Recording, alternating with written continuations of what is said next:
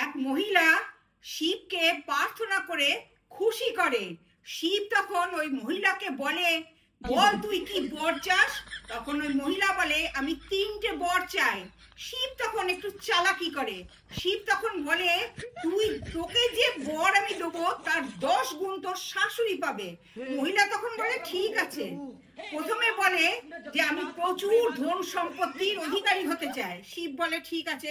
তার শাশুড়িও 10 গুণ ধন সম্পত্তি পেল। তারপরে মহিলা বলে যে আমার রূপ গুণ প্রচুর বাড়িয়ে দাও। শিব তাই দিল, তার 10 গুণ তার শাশুড়ি পেল। তারপরে মহিলা বলে আমার একটু হার্ট অ্যাটাক করিয়ে দাও। তার 10 গুণ হার্ট অ্যাটাকে শাশুড়ি মরে গেল।